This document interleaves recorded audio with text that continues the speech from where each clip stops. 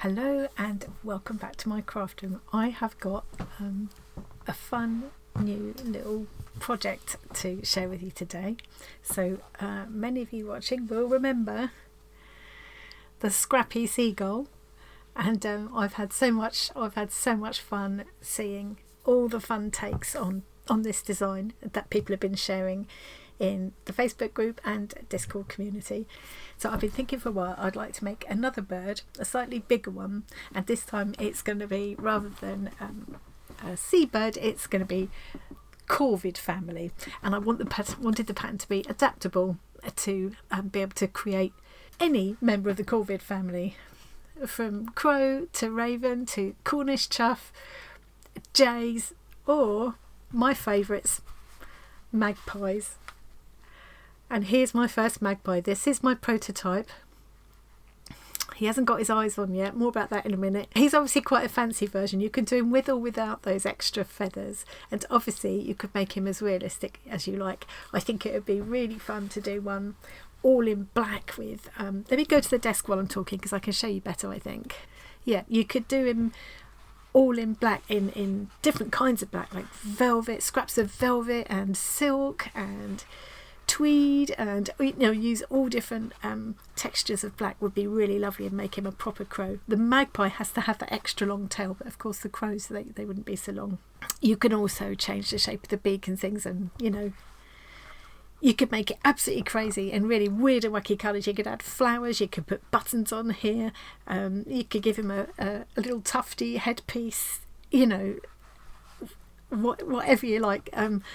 I probably will do some accessories for him a bit later on, but I just wanted to get the main bird out first. Obviously for the magpie you need that white chest. That's, the white chest and the long tail, I think, are what make him magpie. So he can be made entirely with scraps of fabric. None of the pieces are very big, so you could definitely use up scraps or patch together different pieces.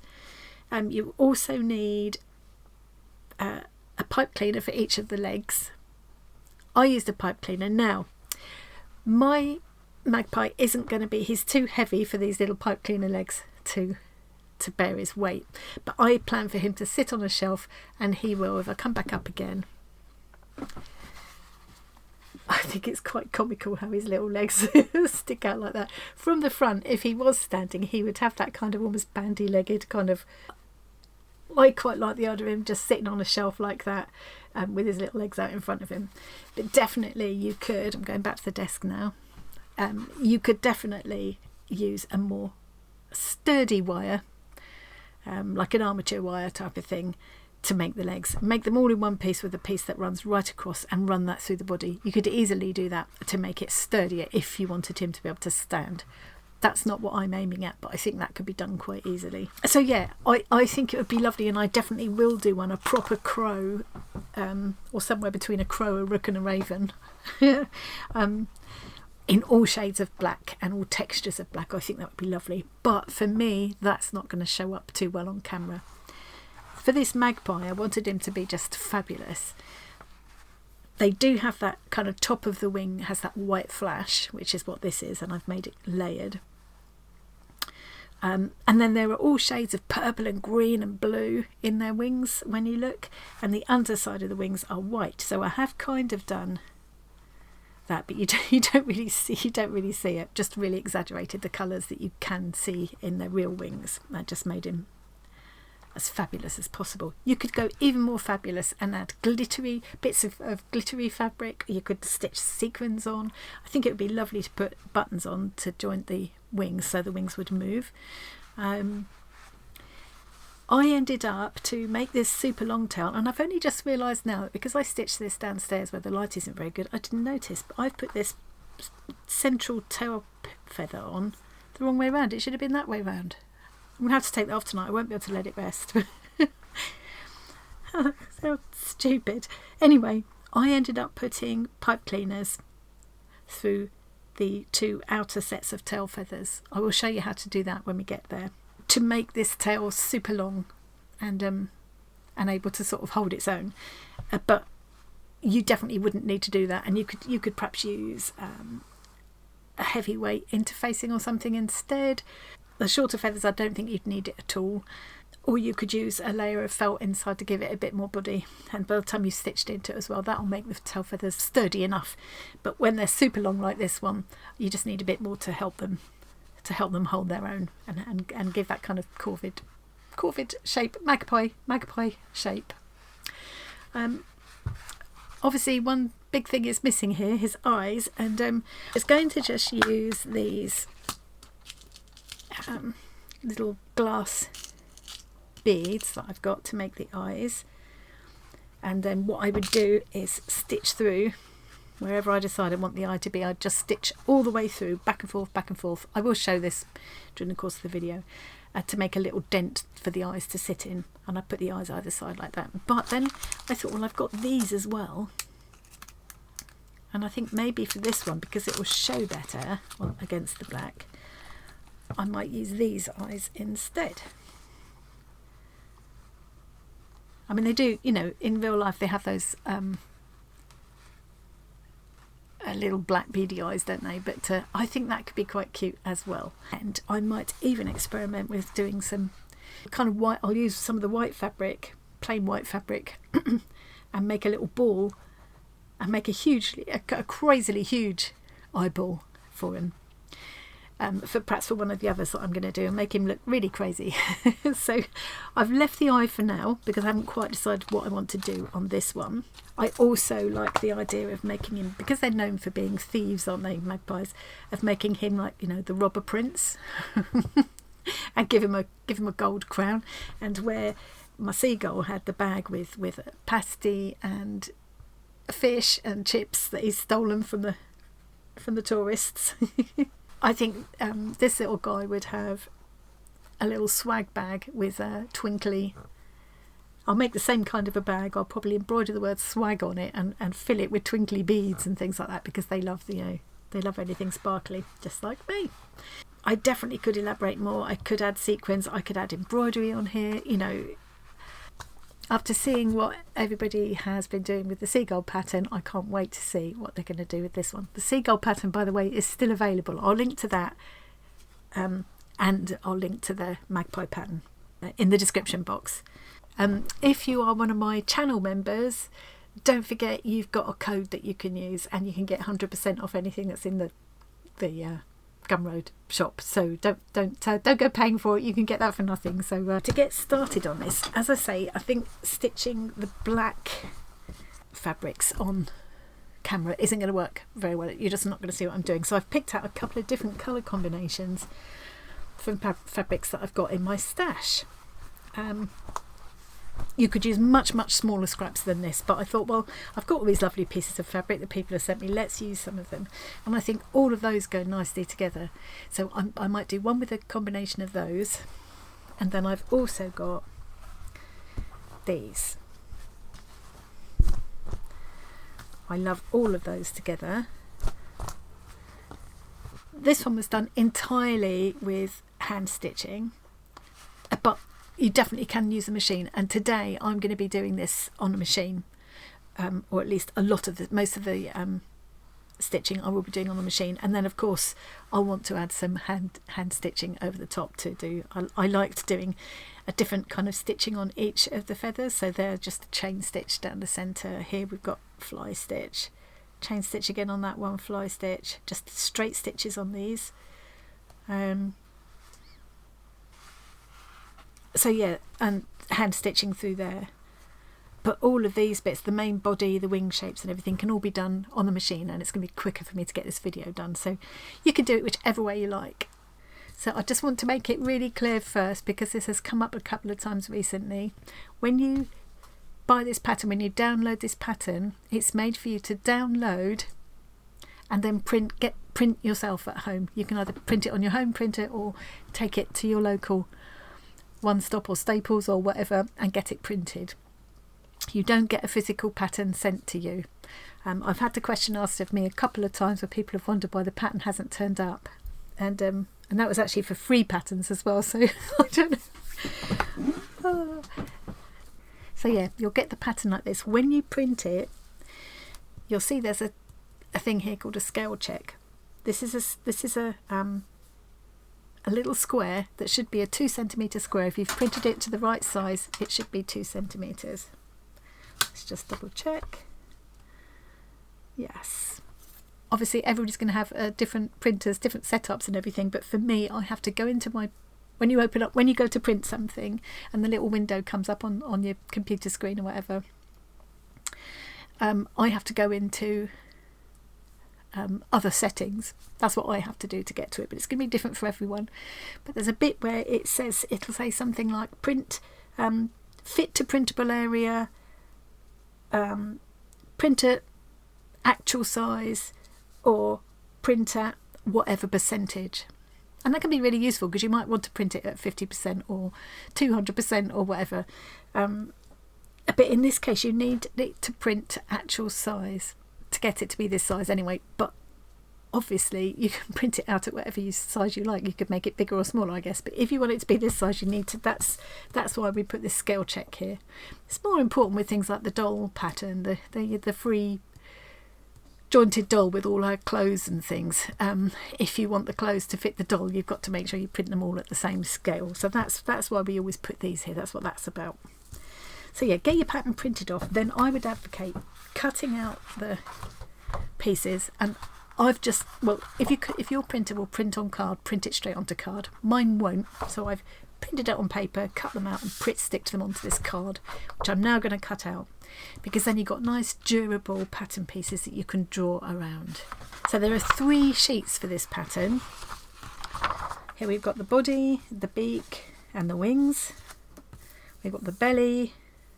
That's the part that runs all the way from here right around and up over to about here. There you can see where it goes. So you can't see, this is what I mean about not being able to see it on the black very well. And then you've got the chest front. This is, you only need that if it's for if you're doing the Magpie, and that fits in here. And then you've got the chest side, and that fits in here. With the wings, I put these markings here because you can, I will show you this as we go along, you can opt out of doing all these separate feathers if that's too fiddly or too much for you. And you can just have the wing, I can't really show you because I've covered it with feathers now, but the wing looks perfectly fine as it is without all these extra feathers on. And you can just stitch through to show these markings and leave it at that.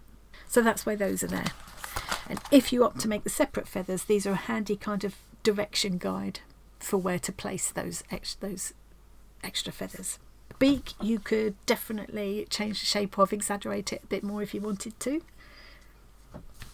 This is just a template for bending the pipe cleaners to make the feet.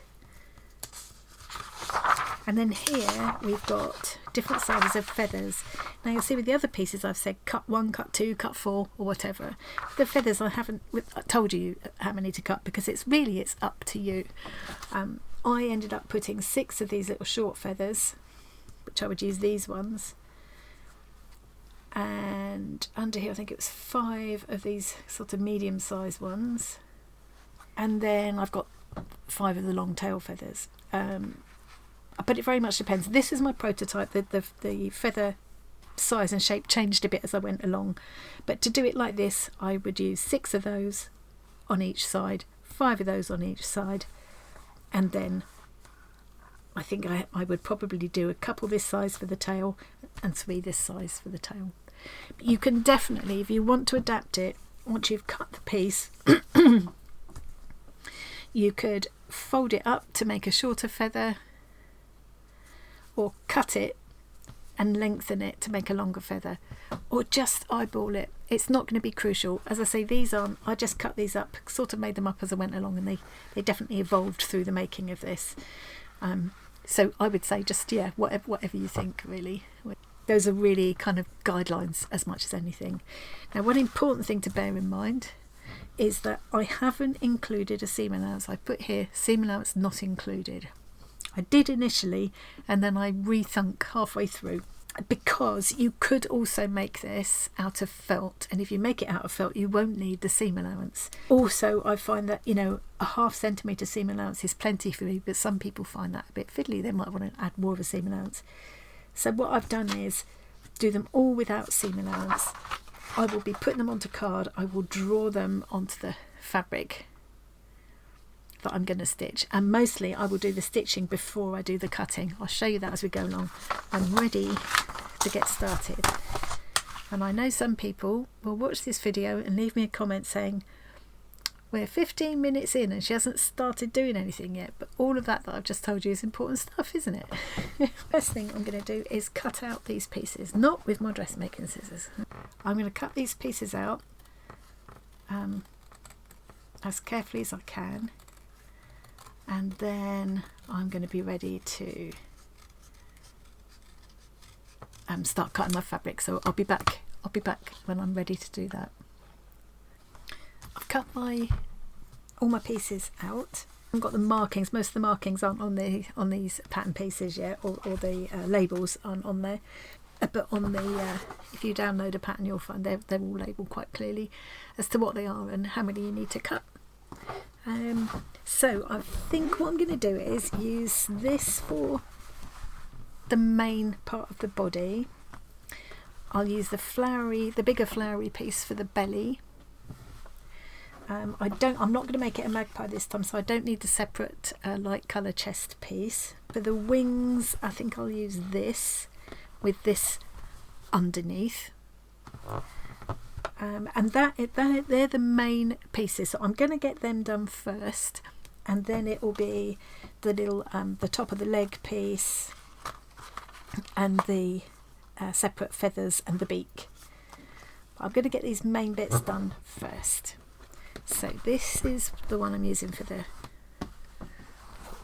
body. I need to cut 2 of this, and one important thing to note is these little notches here. And they're just to help you place the belly. The belly goes in like a kind of a gusset. It starts up here, goes all the way around and flips up over the top there. So you want to start roughly here and finish roughly there. Don't worry, it's not absolutely crucial. If they don't fit exactly, you can easily just stitch it up a little bit more. It's not going to be a huge problem. But this is just to give you a rough idea where to start and finish. So I'll mark those. I'll just make a little mark, or I'll snip a little notch in there. So remembering that this hasn't got any seam allowance. I haven't worried too much about the grain of the fabric or anything, but if you do want to think about it, the fabric will have a slight stretch diagonally, so if anything you want that stretch to go around this way, I guess. So if you place the bird that way, sort of upright with the grain, then any stretch will be running across this way. But I don't think it's too crucial on a little piece this size anyway. So there's no seam allowance. If I was going to be making this out of felt, and definitely you could, it would probably be easier to do out of felt.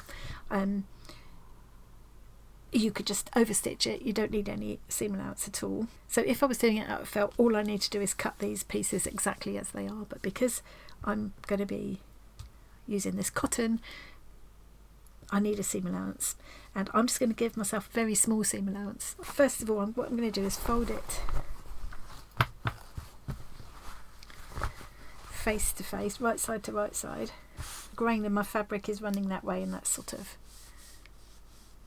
that flat bit at the front of the face is in line with the grain of the fabric. As I say, I wouldn't worry too much about that anyway.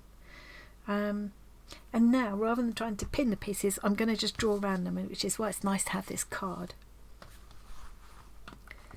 I've got this white pencil thinking that would show up nicely on my dark fabric, but of course now I'm on the this side of the fabric isn't so dark, so I'm going to use this blue instead, and I'm just going to mark there where that little notch is. I don't suppose you can see that very well, but it's there. I can see it. That's my 2 body pieces. I'm going to put a couple of pins in. I'm not cutting, notice I'm not cutting out the shape yet. And then what I'm going to do, rather than cut around here and leave a seam allowance. I'm just going to stitch it first and then cut. So I'm going to take this to the machine now, stitch around where I can see my lines. They're not all that clear to you on camera, but they're very clear to me with my, in person, they're very easy to see. And I'm just going to machine stitch around there. If you wanted to hand stitch it, I would advocate doing a back stitch here, because you need this to be a reasonably strong seam. So I'm just going to do that and I'll be back. Okay, I've stitched all around, so I started where that little notch was, here, stitched all the way around to where the other notch is, here, because this area between here and here needs to be left open, because that's where the belly, the gusset for the belly, is going to be going in. So I've left it open between here and here. I'm just going to rough cut this shape first.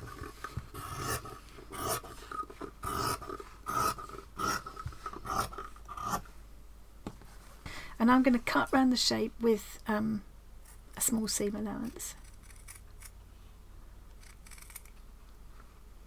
Like that. So this way you can use just a small seam allowance. You could just, I didn't need to have quite as much room around here. I could have been more frugal. You're not having to fiddle about and work with a really small seam allowance. You're just stitching the two big pieces together, then you're cutting afterwards. I just think it makes it easier for fiddly things like this. So I'm going to cut. I'm just doing it by eye, but it's about a ½ centimetre seam allowance. You could definitely do 1/4 inch if you're happier with that. I'm coming to where that this is where I've started leaving it open, and I'm going to keep that. I'm following my line. I've drawn that again in biro, actually, so you can see better what I'm doing, because this isn't going to show anyway, so it doesn't matter. And I'm going to keep the same seam allowance going all around this shape. And what I would say is, be as accurate as you can, but don't stress over it, because, it's pretty forgiving. It's a bird. It's a crazy corvid. It's not meant to be perfect and accurate and realistic. It goes a bit wonk. Just don't worry about it. I'm going to cut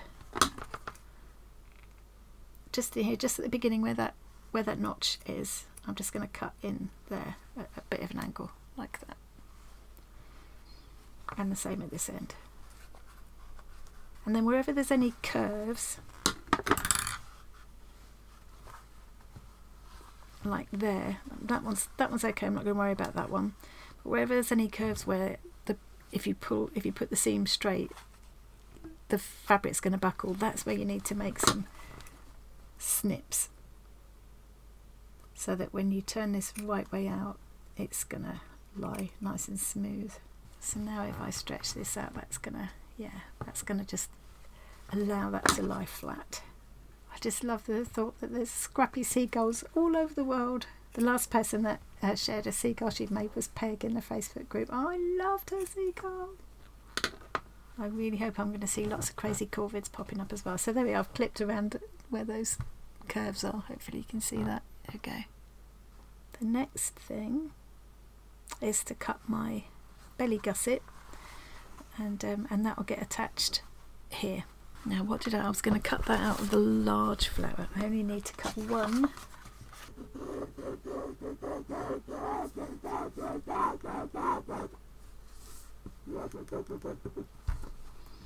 This time I'm going to cut the piece out with the seam allowance and then pin it into here. As I say, don't worry if you don't get it absolutely spot on, but the pointy bit is the top, the pointier end is the top. This end is the end that flips up and over the back of the tail. So now I'm going to put these right sides together. I'm going to match up this pointy end up here like that. Bearing in mind I can see where I've drawn my seam allowance, that's where I want to match up to the beginning of the opening in the body of the bird. And I should be able to match the edges together because I've cut about the same seam allowance on both. So I'm probably going to want quite a lot of pins for this because I'm going around the curve. Oh, I could use clips, but I think for this pins are going to be easier. And I'm not sure if I will end up doing this on the machine or if in this case I'm going to find it easier by hand because I'm not so practiced on the machine. So I'm just going to work my way around, pinning this as I go, taking care not to stretch either piece of fabric too much. So here we go, this is the last pin going in before I get to the tail. So I've gone all the way down that side of the body. You can see where the tail's about to start, and now I'm going to pin this all the way around there. And going around this curve is a little bit fiddly, but it's not difficult really. Just make sure you keep matching those edges up. I might find actually I would rather hand sew this because I'll feel more in control of this bit, or at least hand tack it first perhaps and then machine it there like that. This little bit is going to be the only awkward bit.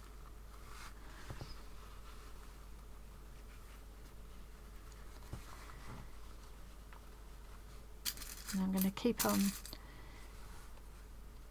pinning till I get to around where that second notch is. Start going back down the other side.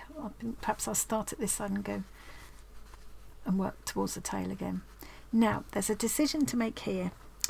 You need to leave an opening somewhere. You need to have an opening somewhere to turn it through to the right way out. And I would say there are two different ways you can do this. Leave an opening somewhere now, perhaps there. Pick a straightish bit. There, looks good. And you want an opening about that big probably, that you can turn it through, and then that could be overstitched afterwards when you've stuffed it. Or, and this is what I'm going to do, this is what I've started doing with things like this more recently, is stitch the whole thing, completely stitch the whole thing, don't leave an opening at all, and then cut an opening somewhere where you know it's not going to matter. So with this, where the wing is going to attach, I can cut a slit and turn it right way out through that. It's not going to show because the wing will be over it. Also, if it did show, I could put a patch on it, and I think that would be quite cute for this. I would rather do that than have to overstitch it afterwards around a cut. I just think it's going to be easier to get a nice shape if I just stitch all the way along and completely close this up and then cut a slot somewhere else. But that's completely up to you how you do it. If you don't want to do that cutting into it, then you need to leave an opening somewhere, and I would say pick the straightest area you can. I mean, that looks pretty straight there. I'd leave it about there. So I'm going to carry on pinning this, and then I'm going to stitch it round. I'll either tack it first and machine it, or I'll just decide, just hand stitch it. Okay, so I ended up tacking all the way round first, quite small tacking stitches, and then machining most of it. But I found this bit too fiddly to go round with the machine, so I stopped there and did that last little bit by hand. It still looks a bit wobbly, but I don't think it's going to matter. So now I'm going to cut my little hole here where the wing will be. Could just as well, if I wanted, I could cut it anywhere and just deliberately patch it afterwards, because I quite like that sort of look. But in this case, I'm going to put it here where the wing's going to go. If you've decided to leave an opening instead, that will probably be somewhere like here, where it's a bit straighter. It makes it easier. It's an easier place to over sew shut afterwards. Don't try leaving your opening on a curve, because that's going to be really tricky. Okay, so now I'm just going to make sure I've only got one layer of this fabric. Take a pinch of it, running in that direction, because I want to end up with a little split going that way that will be covered by the wing.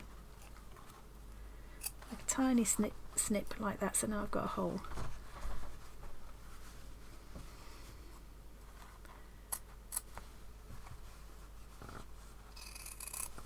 As I say, if this disturbs you to do it this way, then don't, do it by, leaving an opening method instead. I just prefer this way. I just find it easier to get all of this sewn in one go and then stitch this opening up afterwards. I think I'll end up with a better shape. So now I'm turning it all through. And you can see I've used a lighter colour thread just so I could show you what I was doing really, but it's going to show a bit on against this dark fabric. I'm not going to worry about that because I think I will probably end up with this one doing some hand over stitches on here, just sort of decorative stitches, so I don't think it's going to matter.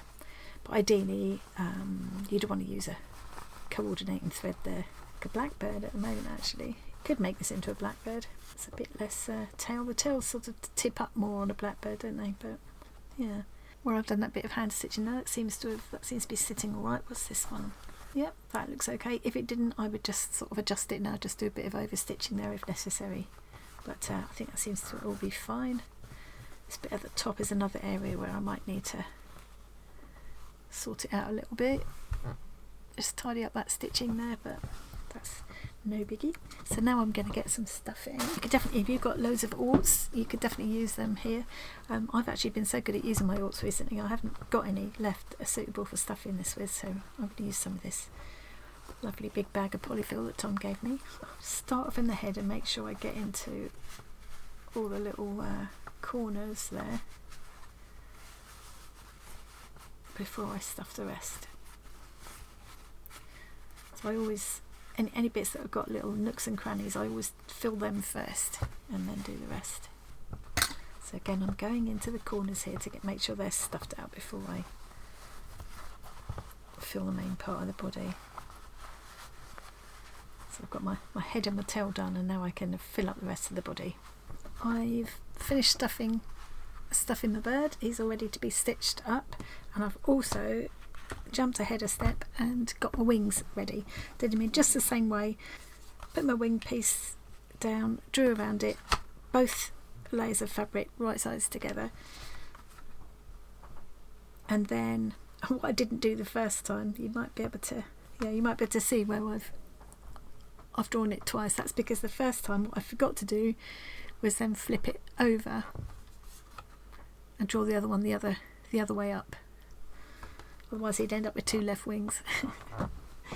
So then I've stitched all the way around. Again, if you prefer, you could just leave an opening to turn it through and stitch that up afterwards.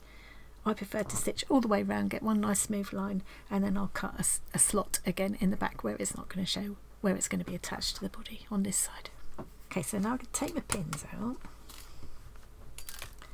and I can trim around these again, leaving, like I did before, about a ½ centimetre seam allowance. So I've snipped that across there. I'll probably just trim that a little bit closer because otherwise I won't be able to get a nice point to my wing. Just trim that closer there, and then I'll just do some snips around the curves like that as well. I'm all done with that. I'll cut a little slot in this wing, the same as I did in the body, up here where it's going to be attached to the body so that you won't see it, and I can turn my wing right way out through that hole. So there's my wing. And probably at this stage it would be a good idea, I've got my craft iron with me, to just give this a little press, make sure I've got all the edges flattened out nicely, and give it a press. You could just as well leave this wing flat like that. You could make the back of it felt. You could put a layer of felt or interfacing inside. I'm going to put a little very skimpy layer of stuffing of the polyfill before I stitch through the wing here. So yeah, I just think there's lots of different ways you could do it. You could make the entire wing out of a couple of layers of felt even. Let's get a little idea what it's going to look like. So where I've got that slit cut, that will all be hidden because it will be, that's where it will be attached to the body, like this.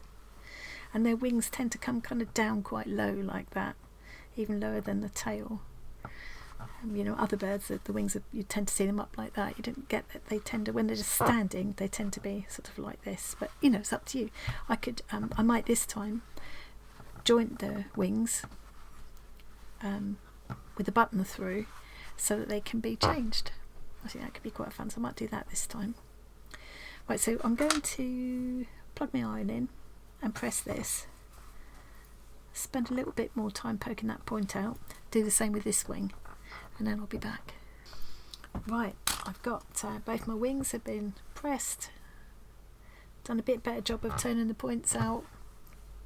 So in a minute I will be lightly stuffing those and stitching them through, but I'm just going to stitch up this opening first. So I've got some more, slightly more matching thread, and I'm going to do a really simple, it's not going to show this, so it's just to sort of hold it all together really. Other times, depending on where the opening is, I might put a decorative patch over it. Okay, so it's not pretty, doesn't need to be. Okay, so let's just fasten that off. I've chosen this colour as a colour that isn't, you know, it's not, I can't exactly match all of the fabrics that I'm using. I think this one coordinates with all of them.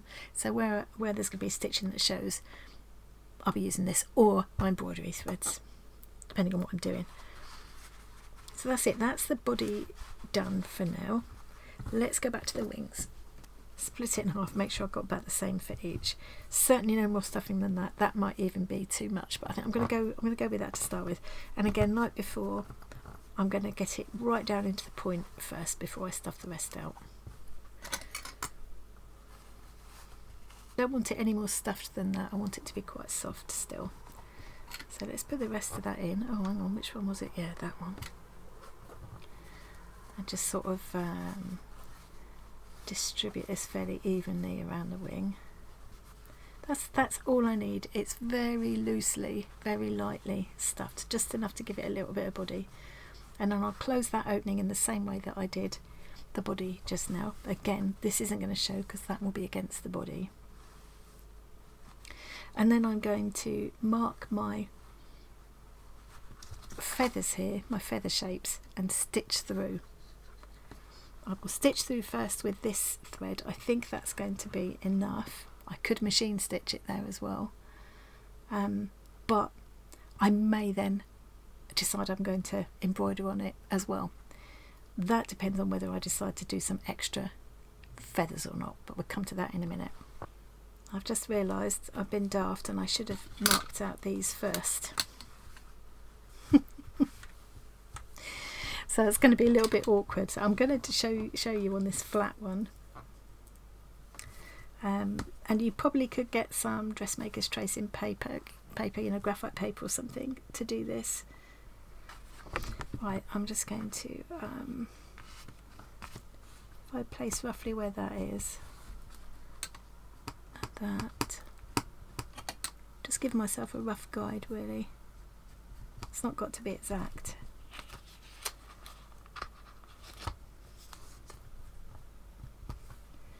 So there's a curved line that comes down this way and a curved line that comes up this way, almost up to there. This chalk marker hopefully will come off afterwards. I'm happy to just eyeball these using that as a guide, but if you don't want to do that, then you could definitely use, you know, dressmaker's transfer paper or something like that to do it. And that's what I'll be stitching through. So you can see it's going to be a bit awkward. I should have done that before I stuffed it. I'm going to be far too lazy to unstuff it and start again, so I will cobble that together best I can. So let's stuff this one and then I can show you what I should have done. Right, so there you go, as messy as you like on that side. And now I'm going to let's take some more of this thread, and now I'm going to do just a small running stitch along those lines that I've chalked out. And I'll see how I feel when I've done this, if I want to go back and add any more embroidery stitches. If I decide I'm going to add a lot of extra feathers, then there's no point in me doing a huge amount of embroidery on it because you won't see it. So I'll see how I feel. So there we go.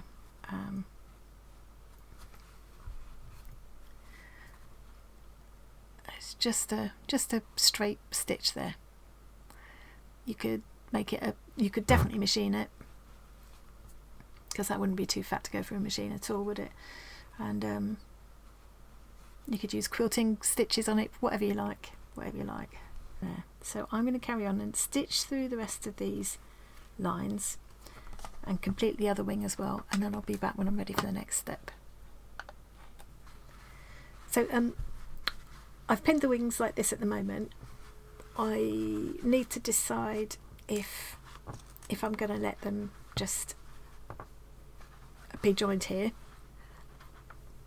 stitch through, and then with the button on either side so that the wings are still free to move up and down, or do I do as I did before? Just need to make sure I get these symmetrical now, symmetrical-ish. So say they're buttoned on there, and then bring them to the back like this and just fasten them across there, which I quite like the look of, but you know, there's so many different ways you could do it, really. I've got a little while to decide because I've got more work to do on the wings yet anyway. I've started making the top of the legs here. That's the part that's just called leg. Basically I need 2 of those, so you need to cut the pieces 4 times. So I've cut 4, but I've done it like I did before. Put the 2 pieces of fabric together, right sides together, put the piece down and drawn around it, and then stitched around it before I cut. It's just less fiddly. When you've got little pieces like this with a small seam allowance, it's just less fiddly to do it this way. And I've done the same thing with the beak. So with the legs I'm going to have this is the right side, and this is the same fabric, but I'm going to use the wrong side, so that the beak is this plain dark orange. With the beak, I've left that top open. With the legs, I've left the tops and bottoms open. So now I'm going to cut round again with that little kind of 1/2 centimetre seam allowance. A bit closer at the tip though, otherwise it won't turn out nicely. I've just left a little bit, the same seam allowance around the open top as well. So that's the beak, and we'll do the same with the legs. So I think to turn the beak I'm going to use my handy dandy gadget. I've got this little set of, I think they're made by Prim. It's a set of 3. It cost me just under a tenner for the 3. And they make turning tubes, narrow tubes and things the right way out really, really easy. Having said that, definitely worth saving a bit of money and experimenting with like a thick shake straw and a knitting needle would do it. And just see what other tubes you can find, you know, the inside of some like the inside of this, that tube that runs inside, maybe something like that could do it, with just whatever you can find that's narrow enough and rigid enough to push it through. So yeah, having said that, this has earned the outlay over and over again. But yeah, as I say, experiment, save yourself a bit of money and experiment. So I think the middle size one's going to do. You just put the tube inside like that. Take the matches. You've got 3 different sizes of sticks as well. Usually I'll do the pointed end, but I'm wary of pushing it through the fabric like I did just now. And then you just push it like this. Ta-da! And it's done. How easy was that? So that's my beak all ready to go. And again, I will probably do a decorative kind of overstitch on here, just because I love doing it, that bit of hand stitching. So I'm going to turn these edges under as well. Okay, so let's put stick along that edge.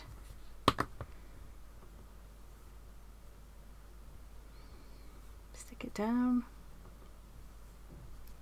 That's going to make attaching it in a minute a whole lot easier.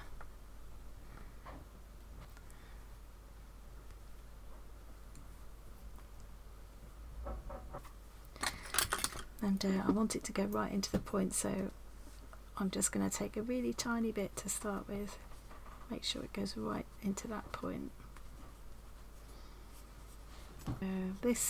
The last little bit is just going to be kind of wrapped around the face, so I don't need to stuff it right out to there, but I'm just making sure it's pretty well stuffed up to that point.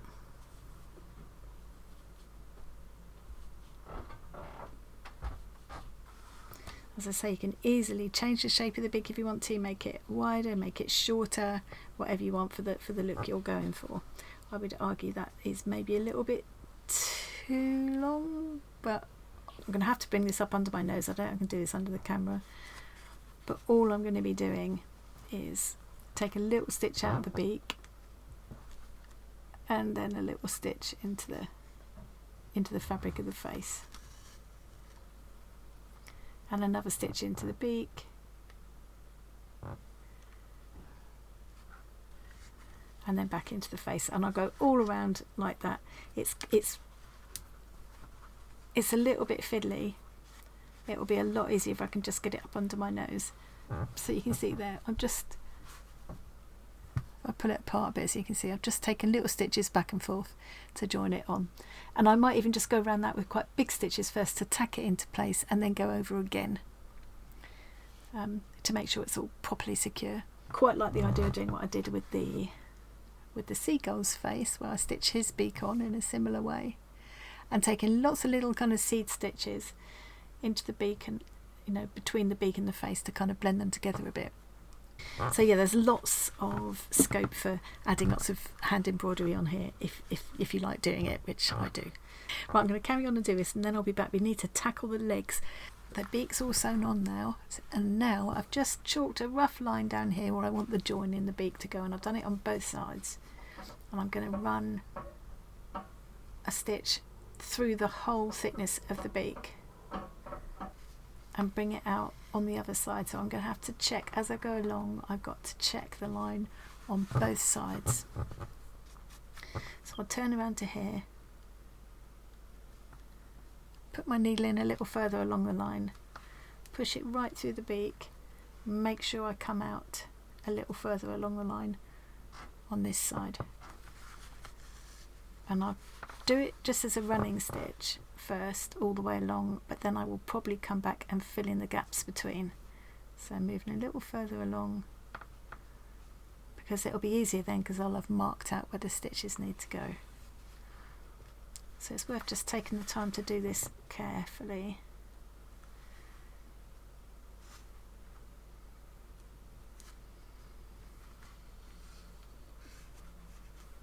Definitely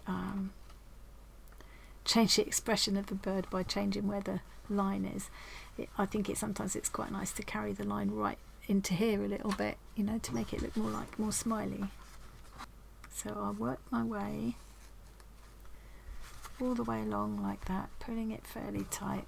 I go back along and fill in the gaps between the stitches to make a more solid line. Right, so I've finished stitching through the beak.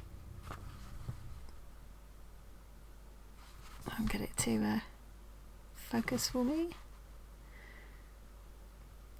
And now I've just put a couple of pins in to help me decide where the eyes are going to go. So I'm looking from the front and the top, and just trying to make sure they're placed fairly symmetrically, but I'm not going to stress out over it. And now I'm going to stitch through a few times just to create little dips for the eyes to sit into, and then I'll stitch beads in afterwards. So I've got a little trick way that I like to do this, and it's the way I thread the needle. I have shown this before, but just in case you've not seen it. So instead of threading the needle in the normal way, I'm taking my length of thread and folding it in half, and I'm taking the two ends and I'm putting both ends through the eye of the needle like that. So there's the two ends, and at the other end I've got this loop. So now I'm going to put my needle in where this pin is on one side. Take the pin out now, and I'm going to not pull the thread quite all the way through. Just wait till it's almost all the way through, and you can just see that loop. And now I'm going back through the loop. So that's just made a knot now, without me having to worry about doing anchoring stitches or whatever, or getting rid of an end or anything. And now I've got this double piece of thread, which isn't a bad idea because I'm going to have to pull on it pretty hard. So I use this way of threading quite a lot when I'm doing this sort of thing with doll making and toy making and stuff. So now I'm going to push this needle all the way through and out the other side where I've got that pin. There we go. And now I can take the pin out of the way. Put it all the way through. Whoops. And pull quite firmly on it, and now I'm going back in, just taking a very tiny stitch and going back in again.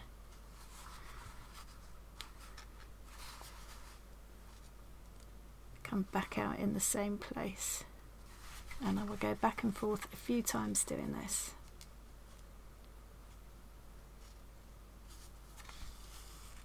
And it will just, it will just create this little kind of dip for the eye to sit in.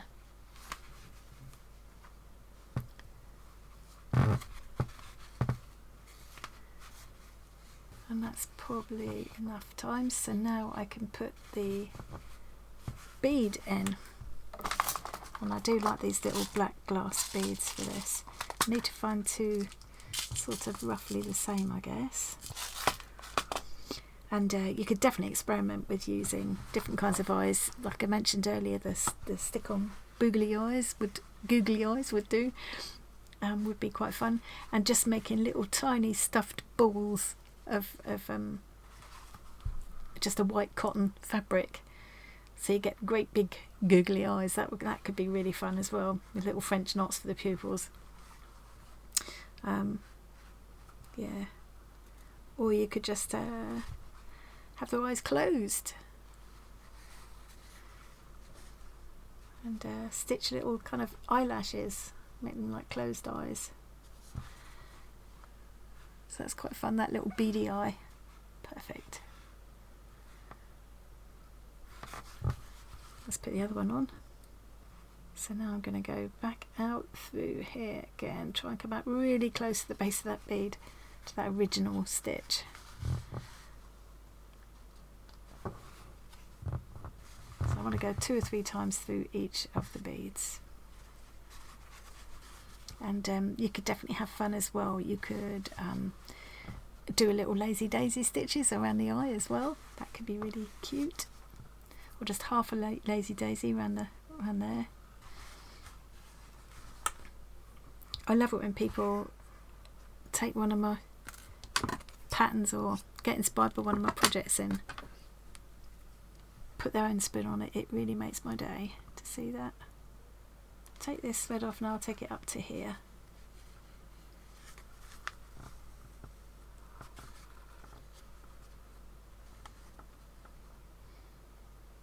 Let's hide the last little stitch in here just to anchor everything. Back through the loop to make the knot. There we go. And now I can just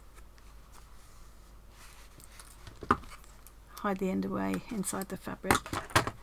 There we go. So that's the face all done. The wings are ready. The wings could just be ready just like this, but I think I will do the feathers as well because I need to show you how to do the feathers. But definitely you could just have them quite plain like this. If you don't want to make tail feathers, you could just put a couple of stitches through there to indicate tail feathers and not worry about it. You know, it just depends on how much you want to do, really. Next thing to tackle is the feet and legs, and there's different ways you can do this. What I did with this one was I used pipe cleaners and some of this tape. This is a florist tape, which is funny stuff if you've not used it before. It doesn't feel sticky at all, but when you stretch it and it gets warm in your hands, it sticks to itself. So I used it to wind around my pipe cleaners to get this effect of the claws. And you can colour it as well. You could colour it black if you wanted to with permanent marker or something like that. But I quite like it like this. I've created these little legs and then this little kind of what I call the trousers there. That's what this piece is for. And attached it that way because I like the look of it, and when he sits on a shelf like that I just like the look of that. However, if you don't want to do this way I'm about to show you, there's other ways you could do it. You could do something similar to what I did here with the Scrappy Seagull, where you just make a tube of fabric or use some cord or something like that and just make a little shape for the feet. I've provided a template for the foot shape. for bending the wire, this one, but you could just as well use this as a guide if you need a guide, you know, if you don't feel confident to make the shape up yourself, and just cut it out of felt and stitch it and add that to like a tube of fabric or piece of cord or something, and do it that way. I'd probably do shorter legs than this one. I'd probably just do half that length with the feet on the end for the corvid kind of look. So yeah, you could definitely make it much more simple if you'd like to, but what I'm going to do is show you the way that I've done these. I've started off, I've used one pipe cleaner for each foot. I've started off with the pipe cleaner shape, using this as my guide, and then I've wrapped this florist tape all around to get this look. You could also, if you've got felting supplies, a felting needle and some roving, you could just felt into the pipe cleaner instead of using the tape. So yeah, different ways to do it, but you've got a rough template there to use if you want it. I think it'd be quite fun to really exaggerate the size of the feet, or even give them little boots or something, you know. There's all sorts of things you could do. My two little pieces that I did yesterday, earlier in the video, I've got my template here, and the first thing I'm going to do is bend this whole pipe cleaner in half. Doesn't matter what colour it is, because it's all going to get covered, of course. This is going to be the tip of this toe. So then I'm going to bend one half of the wire there to make this next toe, and the other half to make the toe on the other side. Bend them back.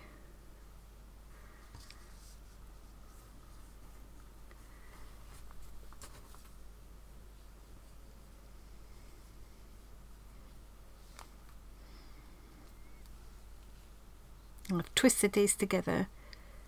One half is going up like that. That will be the leg. I've possibly made this toe a little bit long there, haven't I? But I'm not going to worry about it. Each crow is going to be different. And then this one is going to be that back toe, so I'm just going to fold that over to make that the same thickness as the other toes. So basically I've got my 3 toes and my leg there. So I do that again, so I get them both the same. Now the other thing to say about that, I'm just going to give that another twist. Make sure that stays together. The other thing to say about the leg is that my legs, I think I mentioned earlier in the video, my bird's legs aren't designed to be weight bearing. They're just designed for him to sit. I think that's going to annoy me that big toe is so long. I might have to trim that a little bit. Yeah, if you did want to make them sturdier, you could make them out of a thicker armature type wire instead. And if you wanted to do that, I would advocate getting a long piece of wire and running it through the body to give it to make it more sturdy and able to stand. It'd be a little bit more fiddly to do, but definitely doable and worth experimenting with if you want your bird to stand. Just clip them with a pair of scissors will do that. I'm not looking for perfection here, but I do want the 2 feet to be obviously reasonably similar. So I'll just do one with you, and then I'll do the other one off camera, and we'll go on to the adding the little top of the leg part, which I've lost both those now. Where have they gone? Which is this part that we made earlier. I tend to take off sort of reasonable, manageable lengths of this stuff, rather than do it sort of straight off the reel or anything. I'm going to start in the middle to kind of anchor all of this together first. But this is a little bit, you know, a little bit of a random process, this. So what I'm aiming to do here is just enclose that end where I've just started, so that secures itself, kind of thing. And I'm wrapping it around that joint first, just to secure that joint. And now I'm going to work my way up towards the end of this first toe. And what I might do is just take off a little piece and kind of wrap it over the end of that toe, just to make it easier to cover it. So I'm laying that torn edge down I don't want, and I want the end all to be closed in, so I'm sort of moulding it over and wrapping it around itself so that it's all enclosed and smooth. Where I've got like a little gap and I can see the green through, I'm just going back over it.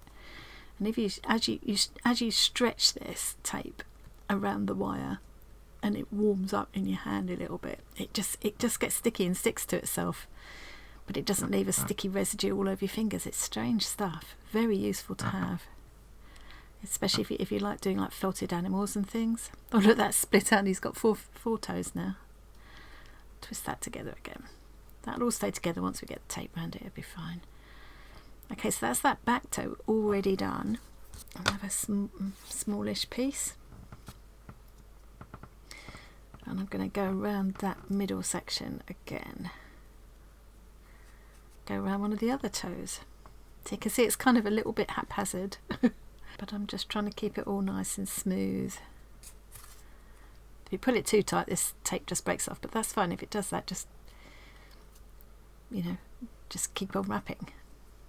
So I'm going up this other toe now, checking that that I'm not losing the shape. And again, let's take a small piece off and just wrap the end. Carry on going. That just helped me to make sure that ends are all nicely covered. Squeezing this with my fingers all the time, keeping it all nice and tight and neatly wrapped. That's the second toe all done. I'm going to take it down to here where all the toes meet and go around that joint to finish that little bit of tape off. Now sometimes you find that it goes a little bit out of shape, you just need to coax it back into shape again and carry on wrapping. So that's kind of all I do with that. I'm just going to keep on going now and finish wrapping this piece and the other one, and you can see things like, like there. I will end up wrapping over this bit so I haven't got a definite corner there, so I round that out a little bit. It will be that sharp corner will be filled with the tape like there, so it's a more rounded corner. See what I mean? You can see they're not perfect when you look at them. They're not perfect and they're not identical to each other. The overall impression, you don't notice that. Yeah. So yeah, you just need to give the sort of impression of those little corvid feet. Okay, so I'm going to keep on doing this one and then I'll be back to show you the next step. I finished this one. I'm just finishing up the second one, and I'd just like to just kind of slightly curve the claws down like that, and then what I did was just bend back just that last little, I don't know, centimetre or so, a centimetre and a half or so, and that's what's going into the trousers, as I call them. So that's the leg part, and now we're onto the trouser part. I've left these open top and bottom, remember. At the bottom, this will be the narrower part. It's going to be the bottom of the trouser. Putting a small little double stitch here just to anchor my thread. And now I'm going to run a small straight stitch all the way around there, which I will end up using to gather up the bottom of that leg. So I might as well just press these little seams flat. This will be the front of the leg.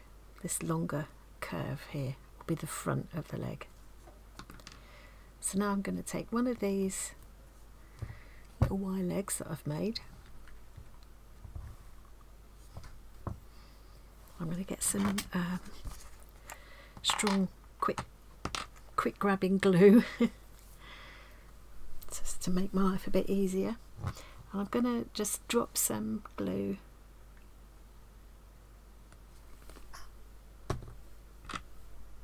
around that leg. And now remembering that that's the front toe, this is going to be the front of the leg. I'm now putting the leg on upside down, putting the trouser on upside down over the wire leg, like that. Pulling it down so that my gathering stitch is just above the little kind of backwards knee joint there.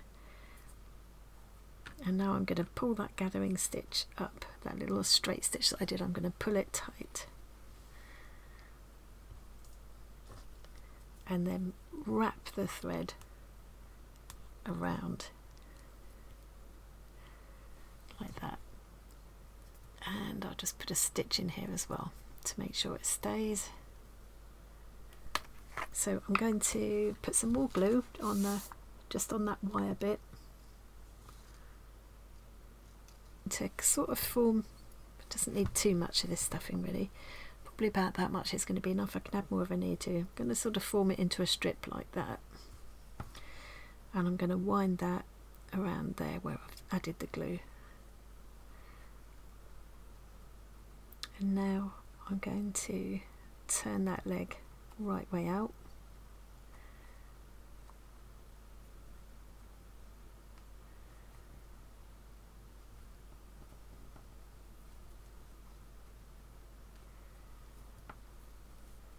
So now I've got that little stuffed trouser area.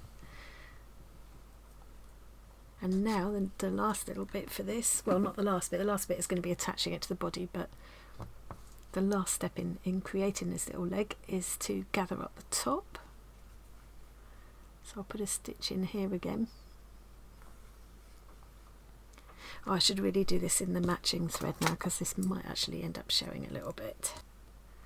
I just tend to just go over, just make 2 or 3 stitches and go back through the loop of that last stitch just to make a little knot, just so it's all nice and secure.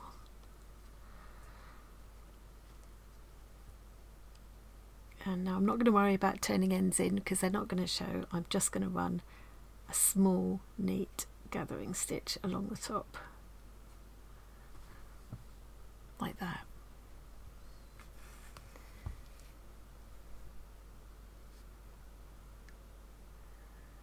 So again, if you don't want to fiddle about and do this little trouser bit, you definitely could leave it out. With the seagull, I've just stitched the legs on the bottom like that. And you could definitely do something like that, or attach them at the sides with buttons or whatever. You know, adapt it to suit, you know, how you want it to look, and depending on how much fiddling you want to do. But I like the look of these trousers, and I do think it, when you look at all kinds of corvids, whether it's crows, ravens, magpies, jays, Cornish choughs, or whatever. It's a huge family actually, the corvid family. They all have this little, what I call trousers bit. It's one of their distinctive kind of features to me. So, but definitely it would still look cute without that. So if you find this too fiddly, just leave this bit out. Okay, so now I've gathered all along the top there, and I'm just going to draw that in, finish with another anchoring stitch. So that's that one all ready to be stitched onto the body, and to do that I will just decide where I want it to go. I think usually with these kind of birds they tend to, sometimes helps to have a look at a photo reference. I'm going to leave this thread attached because I can just bring this out towards the edge and use it to attach the leg to the body. So if I flatten that out, I'll be stitching around that outside shape, not here, not at the top, but flatten that out a bit like that, and it'll be that edge is where I'll stitch around. See what I mean? So yeah, if you look at them, their legs tend to be fairly wide set, like I've done that one. So they look, when they stand up, if you look at them head on, when they stand up, they look almost kind of bandy-legged, like that. But you can do, you know, you can vary up and do it however you want to do it. And also I think they're usually fairly far back as well, so it'll probably go about that far back and fairly wide set on the body, about where that seam is, I guess. Line up the seams at the front of the trousers with the seam in the belly gusset, and put it fairly far back like that. we'll just, I think, do a rough tack around first and then go back and stitch it more securely. Okay, so I've nearly finished now, just doing a rough tack around here to hold this in place. And it works out quite well to have the seams of the trouser and the body lining up. And if you did end up with a sort of sturdier piece of wire and have him standing, he would have that kind of slightly comical bandy-legged sort of stance that they have. What I will do now is work my way around again, doing some smaller, doing like a ladder stitch like I showed earlier on, to fully attach this leg. And then I'll do the other one in exactly the same way. And then it's just the feathers to go. So what I'm going to do now is finish stitching this other leg on, and then I'll come back and show you the feathers, and then we're done for this video. Right, I finished sewing both those legs on. So yeah, if he was standing up, he'd be like that, but sitting down, he's gonna splay out like that, which I think is fab. So next thing is to finish the wings, and as I mentioned before, you could definitely just make the wings like this, just quilted through to indicate where the feathers would be. Stitch them through. I'm going to put buttons on this one. Close it at the back if you want to, or not. Or just leave it so you can change the position of the wings. And really, that could be done. That could be it. But I thought it would be fun to add feathers as well. If you were doing a magpie, you need to at some point add the white chest. So I did these separate pieces, so you could either cut them in whatever contrasting fabric you like and apply them before you stitch the pieces together, or cut them out with a seam allowance, or without a seam allowance if you're using felt. Stitch them all together into one piece so you can see where they'll fit together, because I've marked it on here. You would seam this edge together with this edge to create one, and then the same on this side, to create one big piece that would then wrap around the chest. And I would put that on before I put the legs on. So you could do that, or you could cut this in felt or fur fabric, or you could do fringed strips, something like that. There's all kinds of different ways you could do it. The other thing, of course, that makes a magpie look like a magpie is the feathers on the wings. So they also have this kind of white cap at the top of the wing. So I just cut this, I just made the pattern piece straight like this, which I think would be fine. I've done a smaller piece as well, so you could layer it if you wanted to. You could fringe those edges if you liked. I actually did them as I cut 4 of each, so two of each for each wing, sandwiched them together in the same way that I did the wing, and layered them together like this. Here we go. And I also kind of zigzagged the bottom just because I thought it'd be more interesting, but you know, you can do that or not. I've just done the basic shape in the pattern. The other different thing about the magpie's feathers is these long tail feathers that they have. So with the feathers, like I mentioned before, I haven't cut 2 of this and 4 of that, because it's really up to you what you do. So if I just pin these wings into place again a minute, if I just put them like that, I can decide what I want to do about the feathers. So this one isn't going to be a magpie shape. This is going to be more like a crow or a rook or something. So the tail will be much shorter, but there still need to be tail feathers. I'm not going to put any feathers on this top cap for this one. I think I'm just going to put shorter feathers along here, and where I've marked on the wing, where's the wing piece? Where I've marked on the wing will help to give you an idea of how to place the feathers as well. I mean, do them however you like. You could just use the longer one here and just round the tops off and just do some long feathers like that if you wanted. I might do some short ones here, just a few short ones, and I might even cut a couple of them slightly shorter, and then some of this length here. I'm not going to do loads and loads like I did with this one. I'm going to make it simpler. I'll maybe do 4 of the small ones there, 3 of the longer ones here. And then for the tail feathers I could do this, but that's a bit longer than it needs to be. Or I could just do some of these this time, or I could do one of those either side and one of these in the middle. I think that could work. The Magpie, I did 6 of these short feathers here, and then the underneath wing there are 5 of the middle-sized feathers there. The tail feathers, I probably had 3 like this, and then the 2 shorter ones.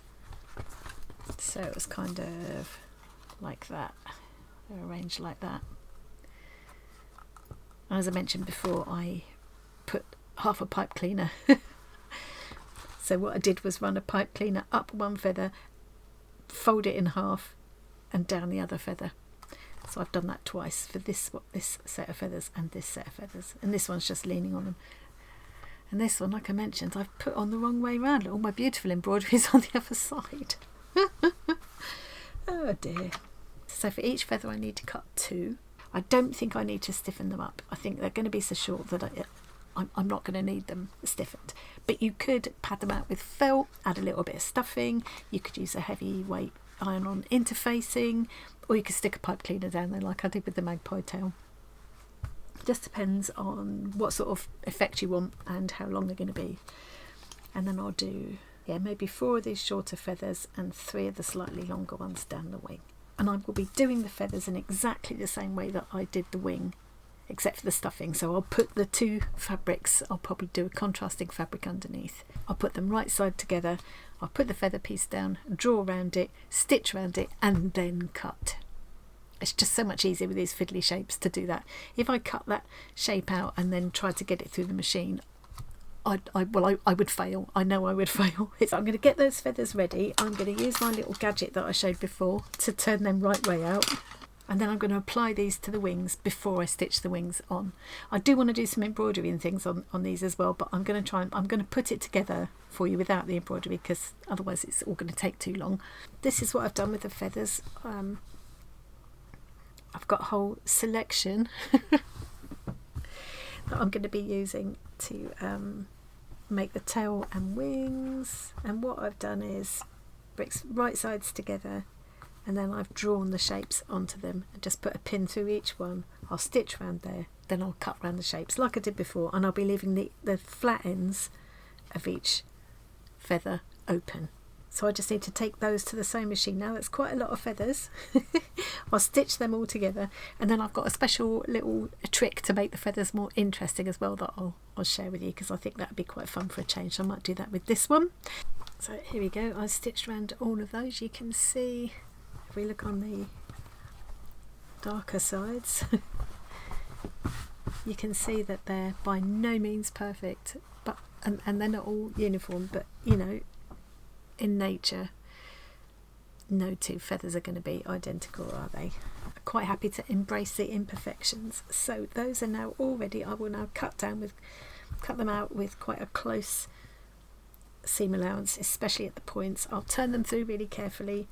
The ends will be left open, and then I will press each feather, I think, as well. And then I'm ready to show you the fun little twist that you can do with the feathers if you would like to.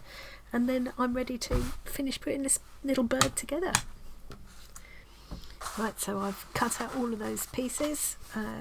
Ended up with a lot of pieces like this. What I did on this one was I just now ironed these all flat. I've stupidly done that one with the fabric inside out. Really annoying. Never mind. Yeah, I just ironed them all flat like this, and then did my bit of embroidery along there. Or in the tail feathers I put pipe cleaner down the middle first, and then just turn the edges under all the way around to neaten the edge and stitch them in place. But another way that's quite fun to do, instead of just ironing them flat, and I'm going to do that with this one just to ring the changes a bit. So if I was ironing it flat, it would look like this. Instead of that, I'm going to open it out that way so that you've got a seam.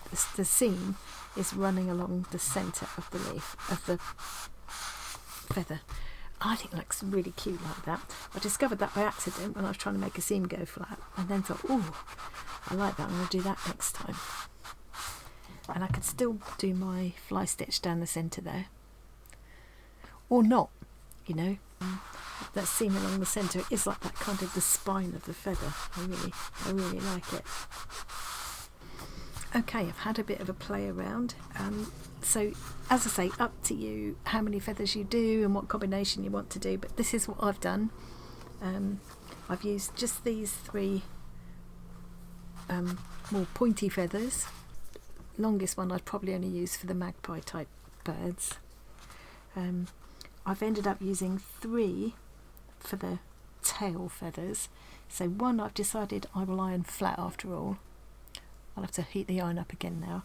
I just leave that one in the middle flattened, and all the other feathers I've done in this fun way.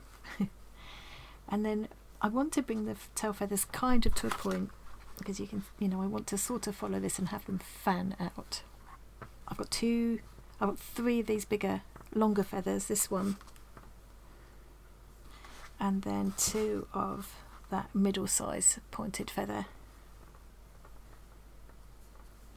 And you could definitely make each one of these a different print or whatever, Now, it's still a little bit floppity like that and a little bit longer than I need, but what I'm going to do, and you could just cut them down, what I'm going to do is, I think, is fold it over like this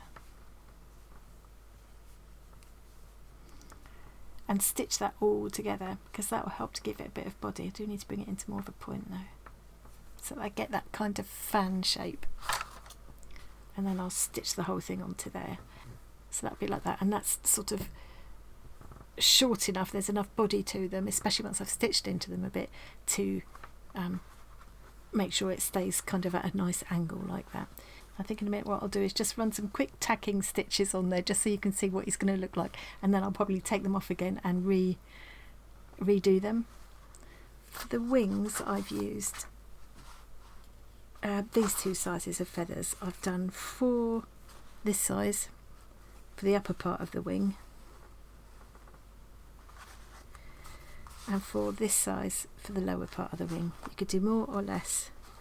I mean, even if you just had 3 there, you could just do 1 that size and a couple this size instead, and make that fit. It's up to you how you do it. I think each one is going to be different. And what I've done, instead of turning them in this time, because that does add some bulk and some work to it, I've cut them flat. I've just cut them across, neatened them up like that, and I'm going to tack them on first. Once I've embroidered them, I'll tack them on first. I'll neaten up the edges. I'll cut the edges to fit that line, that quilted line there. And then I'll just do like a zigzag stitch or something, not a zigzag, a blanket stitch or something across there. I think that'll be enough to hold them and neaten it up without having to turn the edges under. But again, whatever you like. You could also experiment with turning them up this way, stitching, and then have to make sure you get the angle right, and then turning them over that way. Yeah, you'd want them to go back that way, stitch there, and then when it comes down it'll be about the right angle. So it's just a question of experimenting and see how you want to do the feathers really. So I'm going to put 2 of the larger feathers and 2 of the smaller ones on each of these. I'm just going to fan them out so they look reasonably realistic. One a little bit shorter, just adjust the height of each one. That's where the sewing line is going to be, following that line that's where you've got the guide there, following that line along. All of this will just be cut off so it won't show. They're going to be, this project is going to be a little bit, each bird will be different really, and it's just a question of treating the pattern as kind of a template to adapt and make your own. But that's sort of what I'm aiming at. I want that kind of fanned out look. So then for the top layer of feathers, well, with this one I fanned it out. I haven't really followed that line, but I could have wanted to. I showed just now how that one, how it could all be scooped in like that. I think I did that with this one. Yeah. The feathers are shaped so that they all kind of come into a point. So there's the upper layer of feathers, there's the lower layer, and they're all kind of coming into a point on that one. So I'm going to make sure I've got the same print facing the same way each time, and overlap, starting with that outer edge and overlap this way. No, actually it feels more like it should be the other way.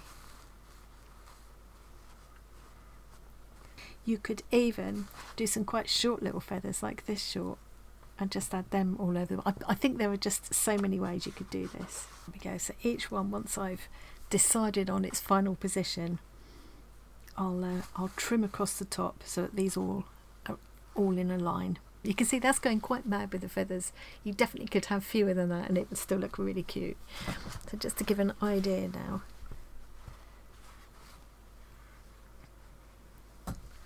this is how he's going to look. And then I'll put a button through there. I'll add a little patch here and there. I think maybe I have got a little bit too much bulk there. I might cut some of that bulk away. That just might be a little bit too much because it's changing the shape of him there a little bit. But so the wings, I like them when they kind of meet over the back. That's pretty much how he's going to look. I'm going to take this away now and tack all this together so you can get a better idea of what he's going to look like. But then I'll be taking it all apart again to do my stitching. Well, in the end, I carried on working on my little feathered friend last night, and he's now pretty much done. A little bit more hand stitching I want to add, and a few more details, like buttons at the shoulder. I love his little bandy legs. Yeah, just a little bit more stitching, buttons there. I think maybe some stitching a bit like I did with the seagull's face here to blend the beak into the face. I've done some sort of over stitching on there. I might put a patch on there as well. I might put a flower on him somewhere. Quite fancy that. I've just pinned here, but I'm going to stitch that, and that kind of covers where the tail joins. I think it looks all right where the tail joins, but I don't know, I just like the look of it like that. I love him. I love him. He sits so nicely, like if I put him on one of these little pots that I've got here. Oh, he just sits like that. Like on a little nest. But probably what I'll do is sit him on the side of a shelf like I do with the seagulls. So let's pop this one's eyes on and then I'm all done. So, I mean, this has been quite a long project and there may be bits that I have not fully explained. There's a lot of variables as well. So if there's anything I haven't covered and you've got questions, don't be afraid to ask. Pop a question in the comments or message me in the Discord group. I don't know about these big eyes. I think I like the little beady eyes best, really, but let's leave him like that for now. I can still change my mind about that later if I want to. Yeah, or I could give him eyelashes or whatever. I like the idea of doing a little tufty, little funny tufty on the head as well.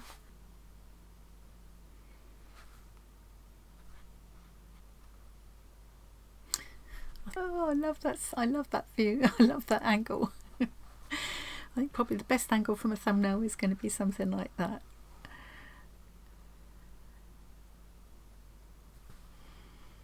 Maybe I can get two in. So I hope you like my Crazy CAW-vid. If you'd like to get hold of the pattern, I'll put a link in the description box to my Gumroad. Remember, if you're a channel member, you can get that free. You need to use the discount code that I'll be doing in a members only post a bit later on. By the time this video goes out, you should have got that. As I say, if anybody's got any questions at all, if there's anything I haven't covered or haven't sort of fully explained, do please shout. It's just that you can't, it's one of those projects that you've got to kind of get a bit creative with it and do your own thing with it, and it's really hard to cover absolutely every eventuality. But if you come across any problems or you want any ideas or any input, I'm very, very happy to help. If you have a go with this pattern and do your own thing with it, please do share some pictures in the Facebook group and or the Discord community. They're both free to join. There'll be my link tree will also be in the description box, and you can find your way to those places from there. If you don't want to join either of those things, but you want to ask me any questions, or you've got photos you want to share, you can also email me. That's also in the link tree. Thank you so much for joining me today. I hope you enjoyed that, and I'll see you again really soon. Bye. Buried my mouse.